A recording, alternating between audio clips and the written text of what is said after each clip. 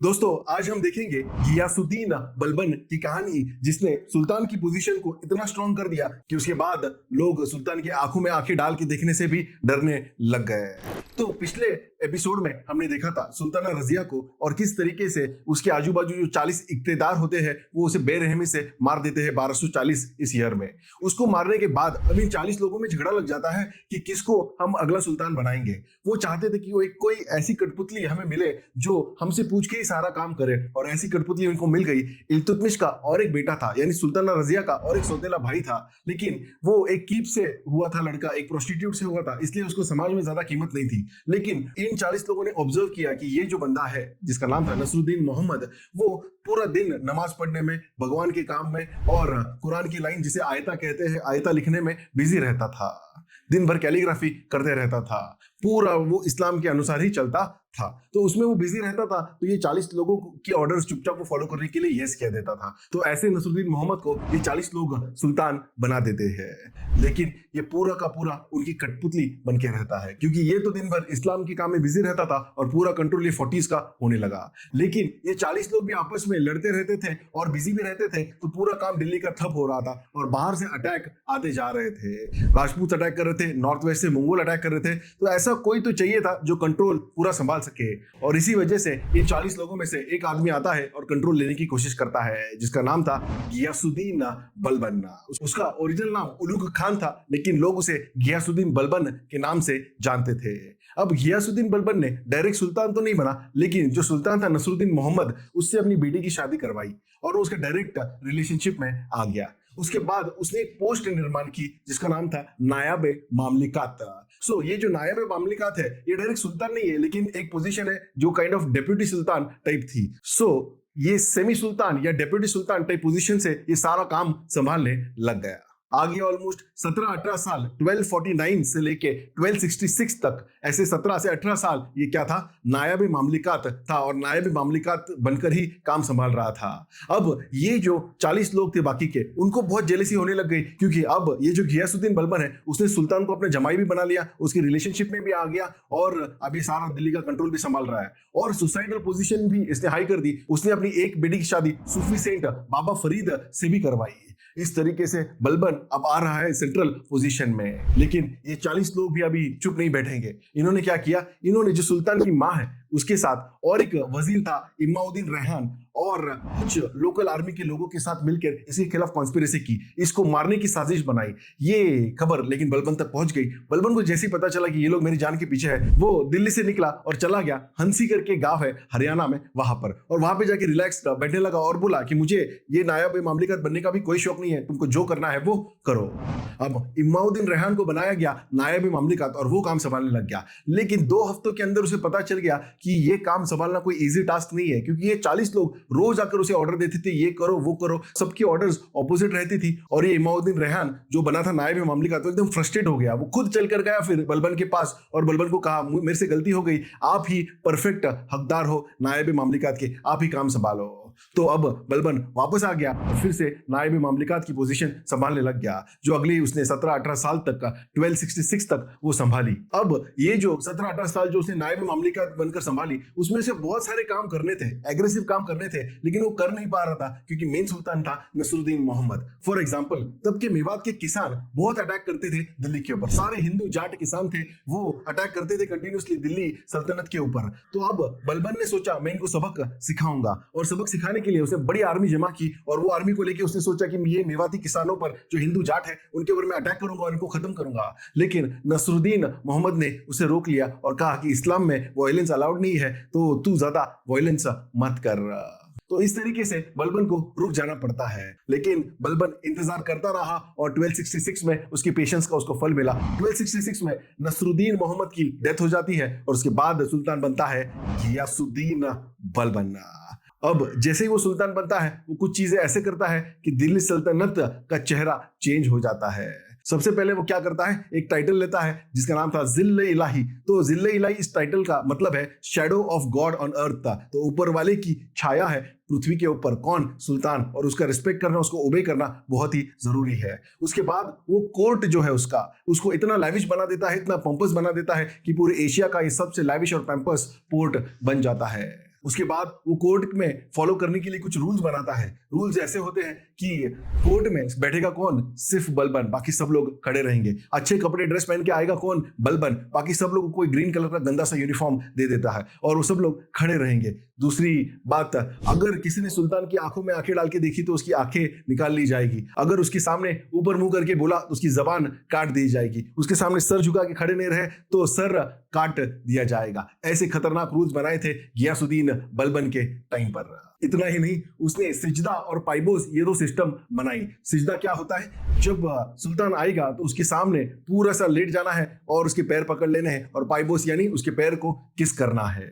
इतना ही नहीं, कोर्ट में या उसके आसपास कोई हंसेगा भी नहीं। इनफैक्ट उसने रशिया से तारतार करके ट्राइब्स है, उसके लोग बुलाए जो उसने बॉडीगार्ड बना के रखे, जो बिना शर्ट के उसके आसपास तलवार लेके खड़े रहते थे, और वो बहुत हट्टे कट्टे होते हैं। उसके आजू बाजू 40 से 50 बॉडीगार्ड बिना शर्ट के तलवार लिए रहेंगे, बलबन बीच में चलता रहेगा। क्या खौफ नजारा होता था। बाहर गांव से लोग देखने के लिए आते थे कि ये बलबन कौन है, इसका कोर्ट कैसा है और ये आदमी कैसे रहता है। इतना ही नहीं, उसने खुद को एक टाइटल भी दिया, आफरासियाब।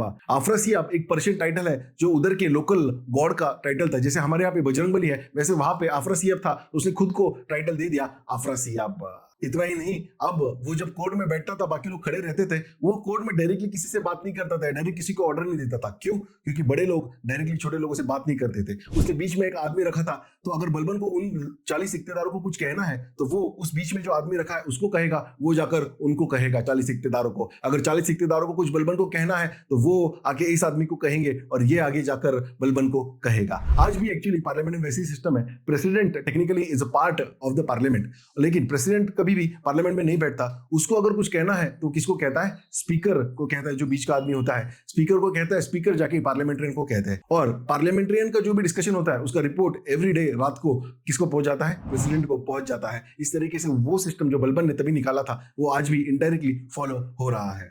अब बलबन लग गया खून की नदियां बहाने, लेकिन वो बहाने से पहले उसने इन 40 लोगों का बंदोबस्त करने का सोचा, 40 इख्तियारों का। उसमें इसके कुछ खुद के कजिन्स भी थे। तो एक उसमें था शेर खान सुकर। ये जो शेर खान सुकर है वो बलबन का ही कजिन भाई था, लेकिन जब बलबन सुल्तान बना तो उसकी कोरोनेशन सेरेमनी में ये शेर खान सुकर आया नहीं। ये बात बलबन ने दिमाग में रखी और फिर उसने क्या किया, उसने उसके नौकर को बुलाकर उसको धीरे धीरे स्लो पॉइजन देने को कहा और उसको शेर खान सुकर को मार दिया। उसी तरह वो बाकी के कुछ इख्तियारों को भेज देता था मंगोल के साथ लड़ने के लिए। मंगोल इतने खूंखार थे कि इन इख्तियारों को पकड़ के मार ही देते थे। अगर नहीं मारा और बाई चांस ये इख्तियार जीता तो और भी अच्छी बात है, क्योंकि वो मंगोल को हरा देता था। तो इस तरीके से ये उनका ऐसा बंदोबस्त कर रहा था 40 लोगों का कि वो सर उठा नहीं पा रहे थे। और एक एग्जाम्पल है मलिक बरबक का। ये जो मलिक बरबक है वो भी इसका कजिन था और एक इख्तियार था। अब ये मलिक बरबक इसके खिलाफ साजिश कर रहा था। जो इसको पता चला तो एक बार कभी तो 2-3 साल पहले इस मलिक बरबक ने अपने गुलाम को मारा था मतलब 2-3 कोड़े लगाए थे, जो कि एकदम आम बात थी उस समय की। लेकिन इसने कहा कि मैं आदिल हूं, मैं जस्टिस देने वाला इंसान हूं, मैं सबसे जस्ट सुल्तान हूं। और इसने उस मलिक बरबक की स्लेव जो गुलाम था, हजमी था, वो अफ्रीकन था, उसको बुलाया और उसको कहा कि तू उसके खिलाफ कंप्लेंट रेज कर कि ये मुझे हरास कर रहा है। उसने कंप्लेंट रेज की और फिर एक मुकदमा चलाया गया जिसमें बलबन कहा कि मैं सबसे जस्ट हूं, ये मैं प्रूव करूंगा, मेरे खुद के भाई को सजा दे कर रहा। इसने उस गुलाम को 2 कोड़े मारे हैं, ऊपर वाला इसको 500 से मल्टीप्लाई करेगा और उसको कहा 1000 कोड़े इसको मारेगा। कौन? ये गुलाम मां। और उस गुलाम को साइड में लेके बोला कि अगर 1000 कोड़ों में ये मलिक बरबक नहीं मरा तो फिर उसके बाद मैं तुझे मार दूंगा। उस गुलाम ने मलिक बरबक को इस तरीके से मारा कि 500 कोड़ों में ही वो मलिक बरबक मर गया। तो इस तरीके से पूरे दिमाग से इसने उन 40 लोगों को ऑलमोस्ट खात्मा कर दिया, या इस तरीके से रखा कि वो अपना सर ना उठा पाए। इन्हीं 40 लोगों पर नजर रखने के लिए उसने स्पाइस लगाए। उसने ये भी डिक्लेयर कर दिया कि रॉयल मैरिजेस जो है वो उसको पूछे बिना नहीं होगी। क्योंकि क्या हो जाता था, ये लोग 40 लोग आपस में साथ में आते थे और सुल्तान के खिलाफ साजिश करते थे और दोनों एक साथ रहे पूरी साजिश में, इसलिए वो आपस में शादी करवा देते थे ताकि वो रिलेटिव्स बन जाए और पूरी तरीके से फाइट करे सुल्तान के खिलाफ। बलबन ने इन शादियों पर भी बैन लगा दिया। अब इन 40 लोगों का खून बहाने के बाद उसने थोड़ा बाकी के लोगों पर ध्यान दिया। अब कंटिन्यूअसली किस पे अटैक हो रहा था? दिल्ली सल्तनत पे अटैक हो रहा था। कहां से? मंगोल लोगों से। और इंडिया के नॉर्थ वेस्ट में उसने सोचा कि इन मंगोल लोगों को मैं ब्लॉक करूंगा। तो इंडिया के नॉर्थ वेस्ट में उसने इन 2 लाइन ऑफ डिफेंस पे कुछ फोर्ट्स बनाए, जैसे आगे दीपालपुर अटक जो अफगानिस्तान के पास है वहां पर फोर्ट बनाया, दाहा जो अफगानिस्तान पाकिस्तान के बीच में वहां पर फोर्ट बनाया, और उसके पीछे और एक लाइन ऑफ डिफेंस बनाई जहां पर उसने समना, शितरिया ऐसे जगह जगहों पर फोर्ट्स बनाए। आगे वाले लाइन ऑफ डिफेंस पे उसने अपने बड़ा बेटा रखा था जिसका नाम था मोहम्मद, और पीछे वाले लाइन ऑफ डिफेंस पे उसने अपना दूसरा बेटा रखा था जिसका नाम था बूरहा खान। दोनों के नाम याद रखना। अब ये दो लाइन ऑफ डिफेंस बनाने के बाद बलबन और एक ऑर्गेनाइजेशन बनाता है, एक स्टैंडिंग आर्मी बनाता है जिसका नाम वो रखता है दीवाने अरिज। तो दीवाने अरिज मतलब 1 लाख की स्टैंडिंग आर्मी ये डिपार्टमेंट था। उसके पहले जो भी सुल्तान था वो इन इक्तदारों की आर्मी के ऊपर डिपेंडेंट रहता था कि अगर उसके ऊपर कोई संकट आया तो वो इक्तदार को बुलाएगा और उसकी आर्मी आके लड़ेगी फॉर द सुल्तान। इसने कहा नहीं, मैं अपने ओरिजिनल स्टैंडिंग आर्मी बनाऊंगा, और उसने दीवानी अरिज नाम का डिपार्टमेंट बनाया जिसके अंडर 1 लाख की स्टैंडिंग आर्मी थी। तो अब ये 2 लाइन ऑफ डिफेंस और 1 लाख की स्टैंडिंग आर्मी, इसके साथ वो लग जाता है किससे डिफेंस करने के लिए? मंगोल लोगों से डिफेंस करने के लिए। इतना प्रिपरेशन के बावजूद भी मंगोल्स के एक अटैक में उसका जो बड़ा बेटा था मोहम्मद वो मारा जाता है, और कुछ देर के लिए वो पार्ट मंगोल कैप्चर कर लेते हैं, लेकिन ये फिर से उनसे वो रिकैप्चर कर लेता है नॉर्थ वेस्ट का पार्ट। तो इंटरेस्टिंगली ये मंगोल के खिलाफ कुछ नहीं करता, लेकिन मंगोल से खुद को बचाता है। वही काफी बड़ी बात हो गई थी उस टाइम पे। अब सेकंड वो ध्यान देता है मेवात के जाट किसानों के ऊपर जो हमेशा दिल्ली पे अटैक करते रहते थे। पहले भी वो आर्मी लेके जाकर उनको कुचल देना चाहता था, लेकिन नसरुद्दीन मोहम्मद ने उसे रोक लिया था। उन मेवाती हिंदू किसानों को सबक सिखाने के लिए ये पूरा का पूरा आर्मी का काफिला 1.5 लाख का जो दीवाने अरीज उसने बनाया था वो लेकर वो जाता है मेवात में। हम मेवात में देखते हैं कि आज काफी पॉपुलेशन मुस्लिम बनाई हुई है, तो ये बलबन ने उनको जबरदस्ती कन्वर्ट किया था उस टाइम पे। तो बलबन अब 1.5 लाख की उसकी जो आर्मी है दीवाने अरीज इसको लेके जाता है मेवात में। वहां पर 1.25 लाख हिंदू जाट किसानों को वो जिंदा पकड़ लेता है। उनकी बीवी बच्चों को वो क्या कर देता है? डिस्ट्रीब्यूट कर देता है आर्मी में, और इन 1.25 लाख जो है उनको ऑफर देता है कन्वर्ट हो जाओ इस्लाम में। उसमें से 20,000 के आसपास कन्वर्ट हो जाते हैं, लेकिन 90,000 के आसपास जो हिंदू किसान जाट भाई थे वो कन्वर्ट नहीं होते हैं। तो उनको ही लिए वो क्या करता है, वो दो मशीन मंगाता है जिससे इंसान का सर कलम हो। उससे फ्रेंच रिवॉल्यूशन में वैसे ही सिमिलर मशीन यूज की थी जिसे गिलेटिन कहते हैं। तो 2 साइड वो मशीन लगा देता है। तो उस मशीन में क्या है, इंसान को ऐसा रखना होता है, उसका मुंडी आगे रखनी होती है, और मशीन के पीछे वाले पार्ट को जब दबाते हैं तो गर्दन के ऊपर से आरी जाती है और सर अलग होता है, बॉडी अलग गिर जाती है। तो इस तरीके से उसने वो 90,000 जो किसान हिंदू जाट पकड़े थे उनको 2 साइड रखता है, एक साइड 45,000 दूसरे साइड 45,000, और बलबन बैठ जाता है बीच में। तो बलबन जब राइट साइड देखेगा तो एक मशीन में एक इंसान को डालकर उसका सर कलम कर दिया जाएगा। जब वो लेफ्ट साइड देखेगा, लेफ्ट साइड में एक इंसान को उस मशीन में डालकर उसका सर कलम कर दिया जाएगा। ऐसे 48 आवर्स बलबन बैठा था और लेफ्ट राइट देख रहा था, और 90,000 जाट हिंदू किसानों का सर कलम किया जा रहा था। जो बच्चे थे उनको जबरदस्ती मेवात में कन्वर्ट किया जा रहा था। इसलिए आज हम देखते हैं मेवाड़ का काफी पॉपुलेशन मुस्लिम कन्वर्टेड है, वो इसी बलबन के टाइम से प्रोसेस चला आ रहा है। अब हम देखते हैं नेक्स्ट वो अटैक करता है कहां पर? बंगाल में। बंगाल में एक इख्तियार था तुगरिल बेग, वो बलबन की बात नहीं मान रहा था, बार बार बलबन के ऑर्डर्स को डिफाई कर रहा था, मान नहीं रहा था। अब बलबन सोचता है इसको भी मैं सबक सिखाऊंगा। तो गंगा नदी से वो 1000 शिप निकालता है, उस शिप से जाता है बंगाल तक अपनी आर्मी लेकर, और उस तुगरिल बेग को भी मार देता है। उसके आजू बाजू जो लोग थे उसको खत्म कर देता है, बीवी बच्चों को डिस्ट्रीब्यूट कर देता है और वापस आ जाता है। लेकिन आने से पहले वो अपना जो दूसरा बेटा था बूरहा खान, उस बूरहा खान को वहां पर इख्तियार बना देता है, और उसे भी कहता है कि अगर तूने मेरे खिलाफ कुछ हरकतें की तो तुझे पता है मैं कितना बुरी तरह मारता हूं लोगों को। बूरहा खान एकदम डर चुका था, उसने सोचा कि मैं इन झमेलों में पड़ने वाला ही नहीं हूं, और वो अपने चुपचाप उसको जो काम दिया वो करते रहता है। तो अब गियासुद्दीन बलबन वापस आ जाता है बंगाल से दिल्ली, लेकिन खून बहाने के साथ साथ वो कुछ और भी काम करता है जो हम देखेंगे। उसने एक रूल बनाया था कि Hindu to Muslim conversion allowed है, मुस्लिम टू वापस हिंदू कन्वर्जन अलाउड नहीं है। ये रूल उसने उस समय बना दिया था। और एक काम उसने किया था, उसने आमिर खुसरो नाम के एक पोएट को पनाह दी थी, अपने कोर्ट में पैट्रनेज दिया था, और यही आमिर खुसरो आगे जाके बहुत सारी किताबें और पोएम्स लिखता है जो हम अलाउद्दीन खिलजी के टाइम पे और डिटेल में देखेंगे। इसी आमिर खुसरो की वजह से हमें पता चलता है दिल्ली सल्तनत में एग्जैक्टली क्या हुआ था, क्योंकि ये 7 सुल्तान जाने तक ये खुद कोर्ट पोएट रहा है आमिर खुसरो। अब 1287 में बलबन बूढ़ा हो जाता है और नेचुरली उसकी डेथ हो जाती है। अब उसके आजू बाजू की जो इख्तियार है वो बूरा खान को बोलते हैं कि आप आओ और सुल्तान बन जाओ, लेकिन बूरा खान इतना खून देखकर बिल्कुल भी इंटरेस्टेड नहीं था सुल्तान बनने के लिए, और वो क्लियरली कह देते हैं कि मुझे सुल्तान बनना नहीं है। अब जो मोहम्मद था बूरा खान का बड़ा भाई और बलबन का बड़ा बेटा, उसके बेटे को ये लोग सुल्तान बनाते हैं, जो कि बस 13-14 साल का था। उसका नाम था कैकुबद। अब ये कैकुबद सुल्तान बनता है, लेकिन ये तो छोटा बच्चा था और इसको दिल्ली का काम ठीक से समझ नहीं आता था, और उसी के साथ ये ड्रग्स, डांस, ड्रामा इसमें बिजी हो जाता है, और दिल्ली का काम एकदम ठप हो रहा होता है, और दिल्ली पे अटैक कर रहे होते राजपूत। अब इन इख्तियारों को ऐसा लगा कि कैकुबद तो कुछ काम का नहीं है, हम बूरा खान को फिर से बुलाते हैं आखिर रूल करने के लिए। वो लोग फिर से बूरा खान को पूछते, बूरा खान बोलते हैं नहीं।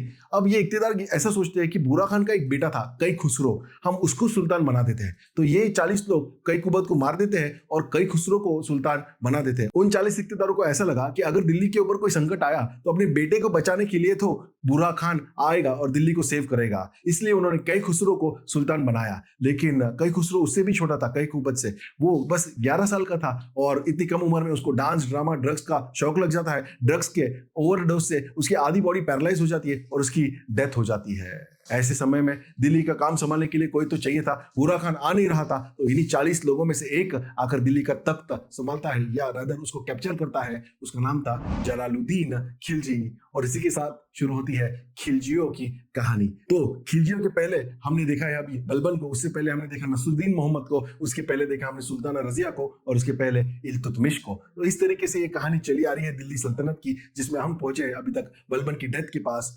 1287 में। इसकी आगे की कहानी जो है खिलजियों की कहानी हम देखेंगे अगले एपिसोड में। Thank you.